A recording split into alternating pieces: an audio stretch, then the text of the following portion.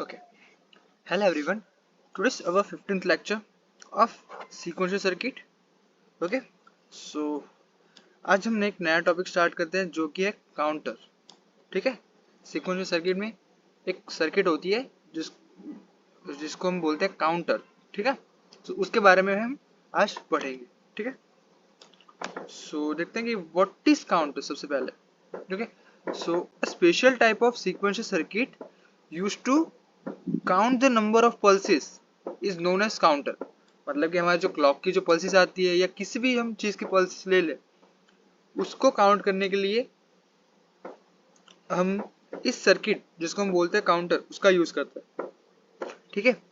और a collection of flip flops where the clock signal is applied is known as counter. मतलब कि counter circuit मतलब बनी किससे होती है जिसमें बहुत सारे फ्लिप फ्लॉप्स होते हैं और जिसमें क्लॉक सिग्नल अप्लाइड होती है तभी जाके वो सीक्वेंशियल सर्किट बनेगा. ठीक है. तो ये इसको हम बोलेंगे काउंटर. ठीक है. The counter is one of the widest application of the flip flop. मतलब कि हमारा काउंटर हमने देखा है ऊपर की लाइन में कि किससे बनता है, फ्लिप फ्लॉप से. मतलब वो एक तरीके से फ्लिप फ्लॉप का एप्लीकेशन हो गया. ठीक है. Based on the clock pulses the output of the counter contains a pre defined states. मतलब कि हमारे हमें ये काउंटर के जो आउटपुट आएगा वो हमें प्री डिफाइंड होता है. हमें पता होता है कि इसका आउटपुट अब आगे जाके नेक्स्ट स्टेट में या उसकी नेक्स्ट स्टेट में क्या आने वाला है. ठीक है. The number of the pulse can be counted using the output of the counter. ठीक है.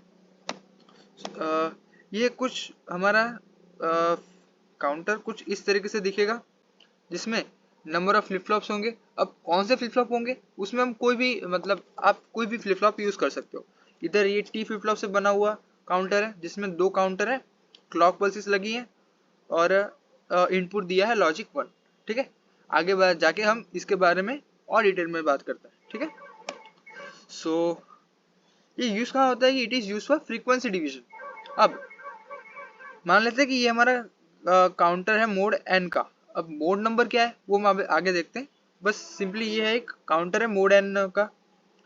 तो उसमें हमने इनपुट में फ्रीक्वेंसी दी एफसीएल के और टाइम पीरियड हो गया हमारा टीसीएल के. तो हमें आउटपुट में क्या मिलेगा.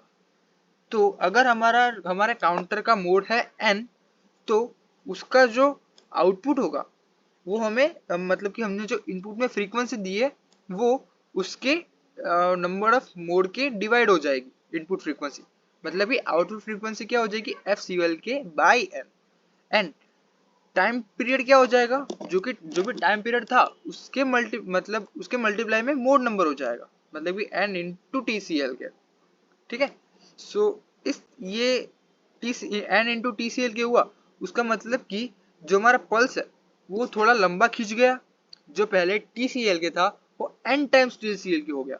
मतलब कि जो टाइम पीरियड बड़ा हो गया. तो इसी हिसाब से it is used for pulse stretching also. ठीक है. मतलब कि मान लेते कि पहले हमारा कुछ ये था ऐसा दिखता था टी सी एल के. मतलब कि ये मान लेते हैं टी ऑन टाइम 5 सेकंड था और टी ऑफ टाइम भी 5 सेकंड था. लेकिन अब जाके हमारा 7 सेकंड हो जा रहा है N into T S L. मतलब कि काउंटर के आउटपुट में टी ऑन और टी ऑफ 7 सेकंड हो जा रहा है. मतलब कि ये बढ़ गया तो टाइम पल्स स्ट्रेचिंग हो गई. ठीक है. सो कुछ इस तरीके से हमारा काउंटर यूज्ड होगा इधर. ठीक है. अब देखते हैं कि what is mod number in counter. ठीक है. मॉड नंबर क्या होता है काउंटर में. सो सिंपल है कि the number of states are counting sequence through which a particular count advance before returning once again back to its original final state. It is called modulus और mode. Counter क्या करता है काम समझते इसको कि काउंटर क्या करता है काम काउंट करने का काम करता है काउंटर. तो सबसे पहले हमारे पास कोई पहली स्टेट तो होगी. मान लेते हैं हमारे पास जीरो स्टेट है. देन अगर हम वन है जीरो से वन पर जा रहा है, वन से फिर टू पर जा रहा है, टू से वो थ्री पर जा रहा है. ऐसे करके मान लेते हैं थ्री से फिर वापस वो जीरो पर आ गया. ठीक है. सो ये काउंटर बन गया. मतलब कि वो चार स्टेट काउंट करता रहेगा बार बार.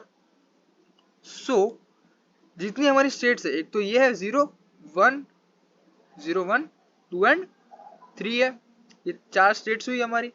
ये चार स्टेट्स को ही हम बोलेंगे मोड नंबर. हमें पता कैसे चला कि ये 4 है?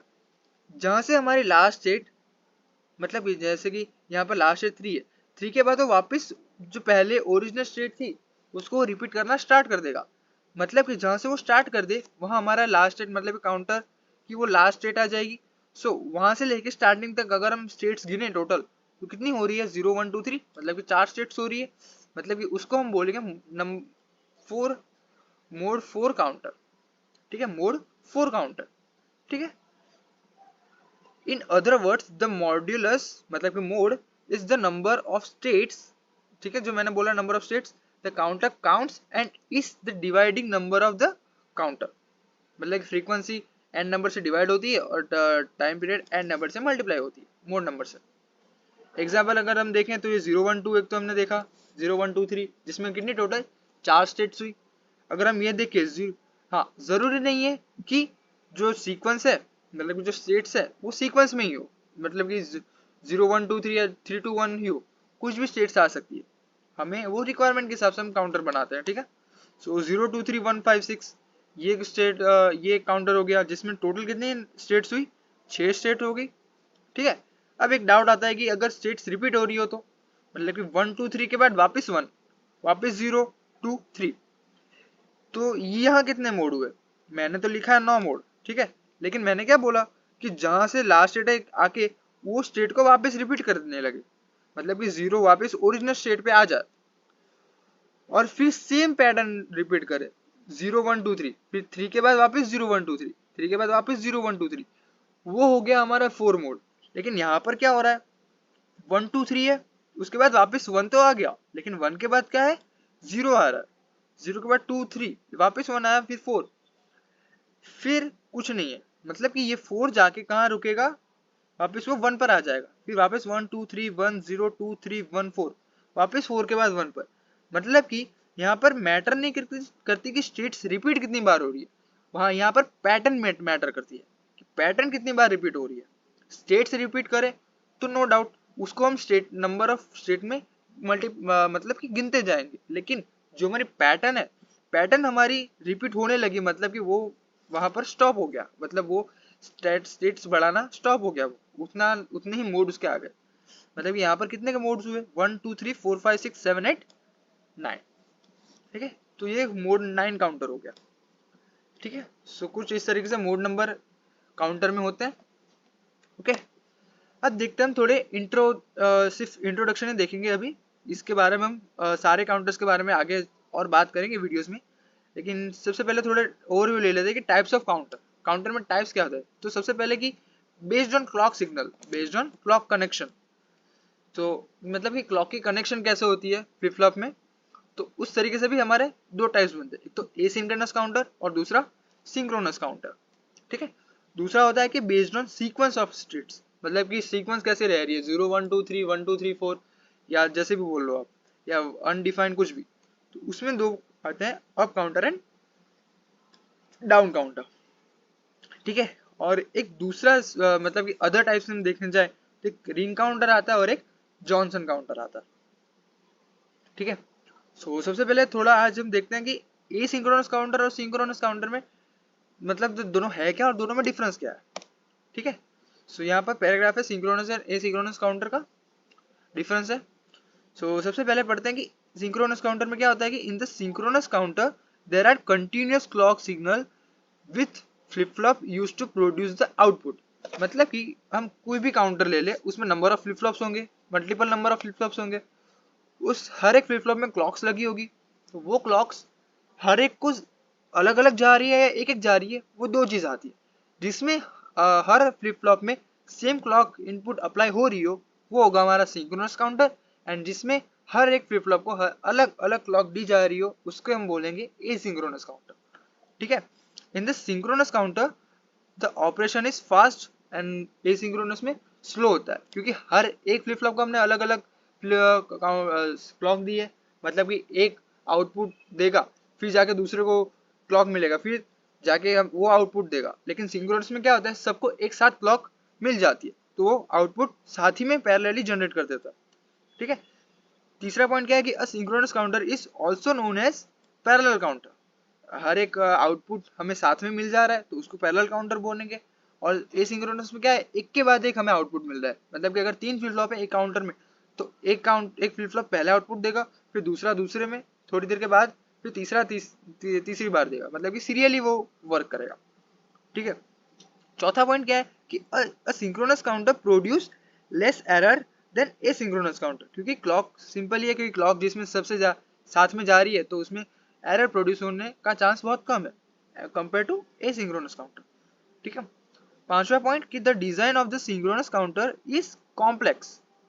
हाँ, सिंक्रोनस काउंटर की डिजाइनिंग ना थोड़ी कॉम्प्लेक्स होती है, क्योंकि उसमें क्लॉक्स भले ही साथ साथ में दी जा रही हो सबको, लेकिन उसमें सीक्वेंस जनरेट करना थोड़ा मुश्किल होता है। जबकि एसिंक्रोनस काउंटर में क्या होता है कि अलग अलग हम क्लॉक्स दे रहे हैं, उससे एक चीज बेनिफिशियल होती है कि अगर हमें अप काउंटर चाहिए तो अप काउंटर, डाउन काउंटर चाहिए तो इजीली हम वो बना सकते हैं कि 1 2 3 4 या 3 2 1 4। लेकिन ये चीज सिंक्रोनस में डिफाइन नहीं होती है।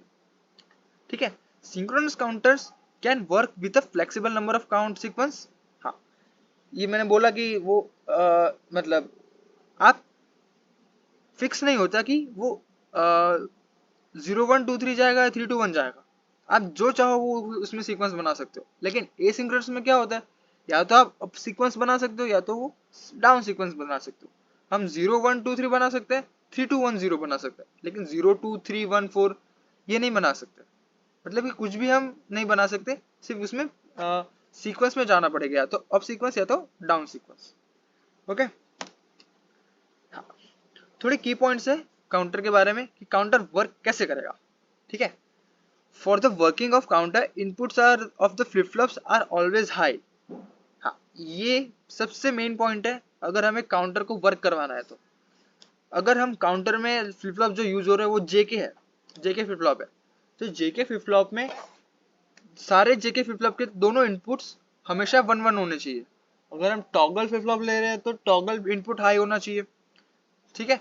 जो भी हम फ्लिप फ्लॉप ले रहे हैं उसके हमेशा इनपुट्स 1 होने चाहिए, हाई होने चाहिए, तभी जाके हमारा काउंटर वर्क करेगा। क्यों? क्योंकि हम आगे जब पढ़ेंगे तब जब हम देखेंगे कि टॉगल होना कितना इंपॉर्टेंट है for the generation of states. Okay.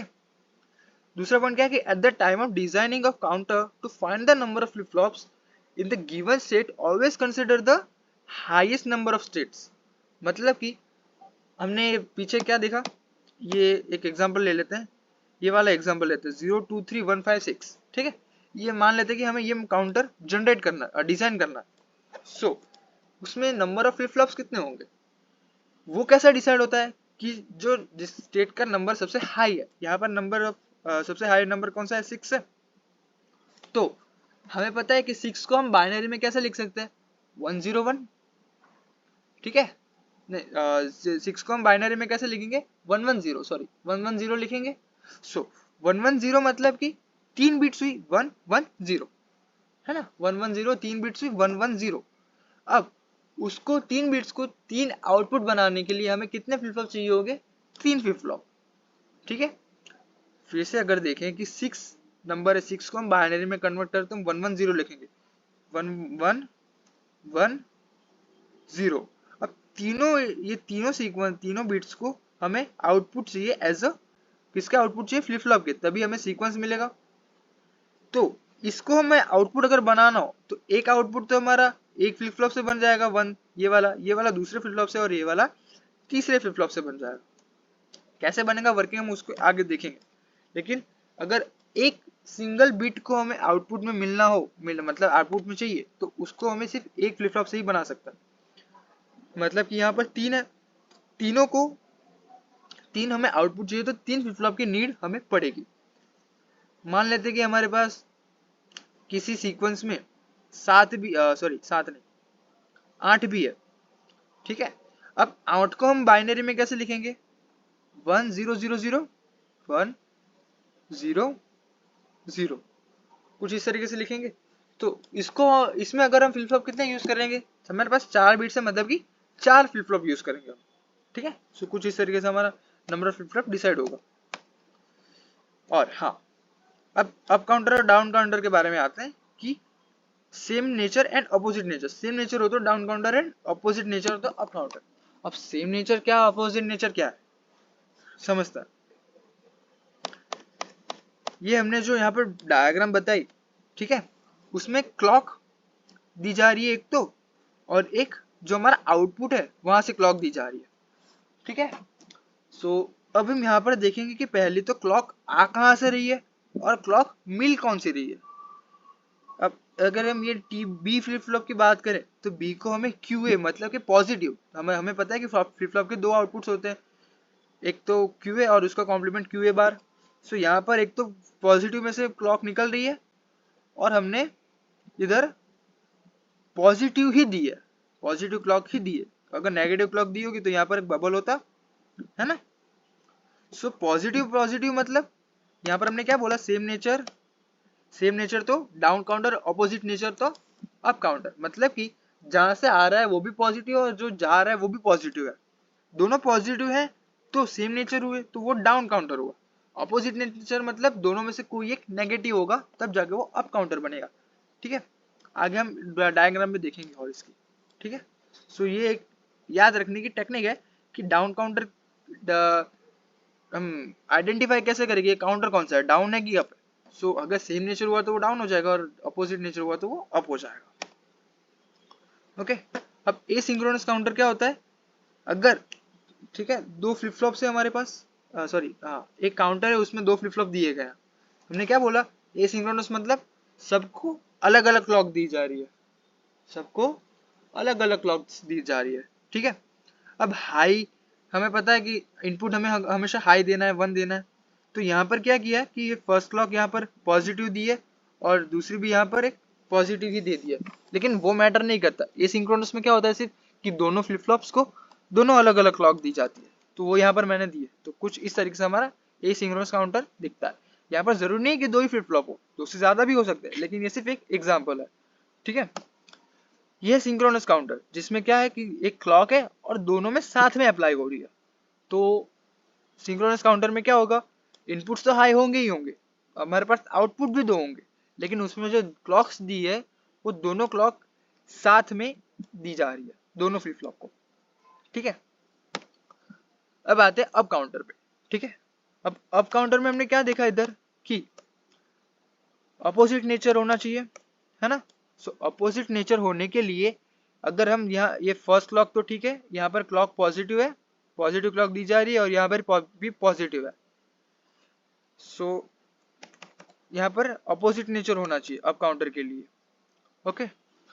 सो ये फ्लिप फ्लॉप तो हमारा स्टार्ट हो गया। अब दूसरे फ्लिप फ्लॉप में जाएं तो ये क्यू बार में से क्लॉक जा रही है, लेकिन यहाँ पर बबल नहीं है, मतलब कि ये पॉजिटिव क्लॉक है, और जहाँ का आ कहाँ से, ये वो क्यू बार मतलब कि नेगेटिव में से, मतलब कि ये अपोजिट नेचर हो गया।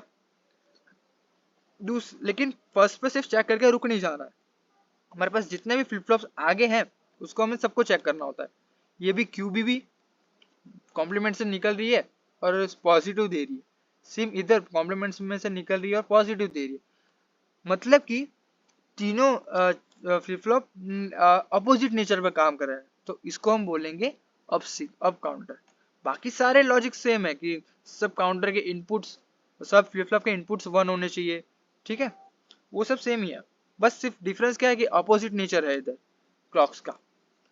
डाउन काउंटर में अगर हम देखें तो डाउन काउंटर में क्या है कि जो हमने क्लॉक दी है वो यहाँ पर तो पहले तो ठीक है नेगेटिव है, लेकिन यहाँ पर क्या हो रहा है कि कॉम्प्लीमेंट में से जा रहा है और बबल है, यहाँ पर बबल मतलब कि नेगेटिव क्लॉक है, और अभी कहाँ से रहा है नेगेटिव मतलब कॉम्प्लीमेंट में से, तो यहाँ पर तो सेम नेचर हो गया। सेम नेचर सेम अगर दूसरे फ्लिप फ्लॉप के लिए हम देखें तो ये क्यू बार में से निकल रहा है और नेगेटिव क्लॉक दे रहा है, तो ये भी सेम नेचर हो गया, तो इसको हम बोलेंगे डाउन काउंटर, ठीक है। तो कुछ इस तरीके से हमारा काउंटर बनेगा।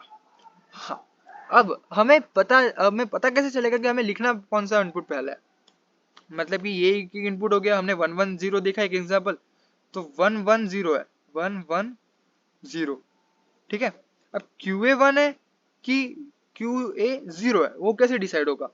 सो याद रख लेने का कि जो क्लॉक जहाँ पे डायरेक्टली दी जाती है, क्लॉक जिसको हम डायरेक्टली देते हैं वो हमारी LSB बिट होती है, ठीक है, वहां से आगे आगे जाते हैं MSB बन जाता है, ओके। सो ये था हमारा इंट्रोडक्शन ऑफ काउंटर। आगे हम आर काउंटर के बारे में बात करेंगे। ठीक है, so for this video thank you, and for next video stay tuned. Thank you so much.